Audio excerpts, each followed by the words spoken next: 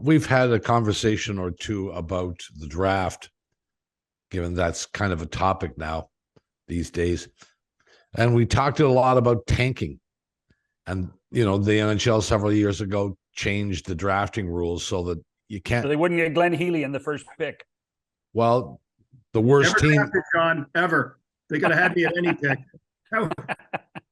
Good thing I'm too old for war. Can't get drafted in that either. So you don't want teams to try and lose so they can get the first pick. I get that. But does that actually happen? You were a player, and I'm sure on some teams that weren't that great. Did you ever sense that you were trying to lose?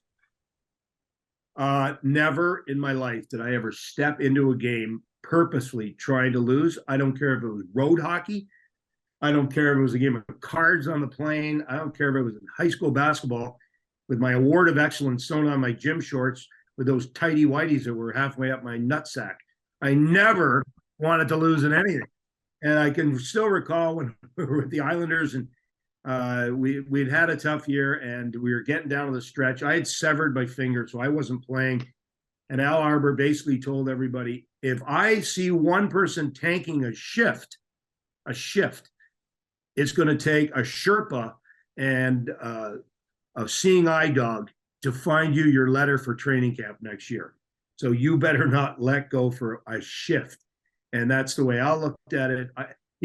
Hey, was there a time there was this Mario Lemieux guy? I think he was really good. Anyways, like bringing up your third goalie from your farm team and losing 20 some straight, that might be construed a little bit as giving up the ghost and getting a player that became, the entire franchise. But it is near impossible with the eyes that are on you to do it. And all the other clubs are your policemen. Like the minute you decide you're not going to dress your starting goalie for a number of games, I can tell you the phone would light up at the NHL. When Calgary, just a number of years ago, Calgary had cap issues. Remember they dressed like 13 players for a game because they wanted to avoid some of the cap situation, or 14 players. It was a minuscule roster. The first people to call were the Edmonton Oilers saying, hold on a minute here. This isn't right. We got to dress the whole team. They can't do this. There was actually a player that had a season-ending shoulder injury, and it was another club that made him fly to Minnesota to get a second opinion because they weren't sure if it was really an injury. Okay, well, the doctor okayed the fact it was career season injury, wasn't going to play again, and but the other clubs are watching. So today's day and age, it's impossible to do it. And even if you do it, there's no guarantee that pick is going to come your way, because not the way it is now with the lottery, right? Lottery, and you look at when the Leafs got Matthews, when they got to whatever the lottery pick number 12. They had like the least percentage chance of getting Austin Matthews, and they got him. And then there were other. No, they were. I think they were 31st there. I think they were. Yeah, they were a little higher than that one. But that you just don't know how to roll the dice. But where you're being disingenuous is your fan base. You can't lose that trust with your fan base because they're paying the money every night to come and watch their players play and give it their best. And in some areas like Long Island, that effort to get to a game in Long Island at Belmont is about an hour and a half. That's your commute. So if you think I'm getting on a train from Huntington, New York for an hour and a half and watching my team tank, well, if you're Ledecky and Malkin, you got a big problem with your organization and your team.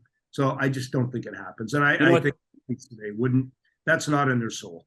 It's one of the things I think that us laymen don't understand is that in order to be an elite athlete, you do have to have that competitive edge, right?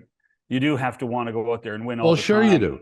And by the way, just because your team might not want to win the game, you're still fighting for your job.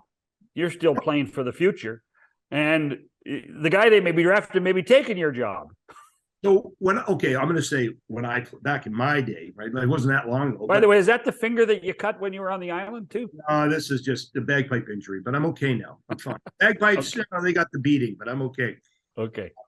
Happy belated Robbie Bernstein. By the way, when I played, if you ended up on the third line, oh gosh, like it's I've been taught a lesson here. Like I got to be on the second line. I got to play. I'm not on the first power play unit. Like this is a shot at my soul. This is a shot at my confidence. This is a shot at my character. Today, if you go from the third line, second line to the third line, it's $3 million. So I want to get my little ass up on that second line because from a salary standpoint, you can't walk into the GM and go, I'm on the third or fourth line, not on the power play anymore. And so I'm looking at about a $12 million salary. Oh, good. Well, there's the door. And what I have in my hand is a pen. So I'm going to write down your salary and it's going to say 775 and get out. So they think of it a little bit different than, when we didn't have some of the rights they have today. So that demotion or promotion is a much different zero on your paycheck. Yeah. Hey, would you get rid of the lottery then? No, I think it's, what, if you want the integrity of the game, if it was challenged before, then, people may shouldn't the worst team get the first pick? I mean, but it's even more important. Bob, I tell you what, Bob, it's even more important now to have the lottery with all the sports betting. I think you need to create as level a playing field as possible for these types of things, because if it's the worst team, what type of things? Glenn just said he doesn't think there's anything untoward going on. But it will happen. You have to create that. There is he talked about Mario Lemieux's year in '84. This is a year like that. This is Connor Bedard's year. This is a year like that. If you have the Columbus Blue Jackets or the Chicago Blackhawks playing in the last weekend of the season, and they can go 0-2 and guarantee themselves of being 32nd and knowing that they get the number one pick, you will see half of the AHL team on the roster.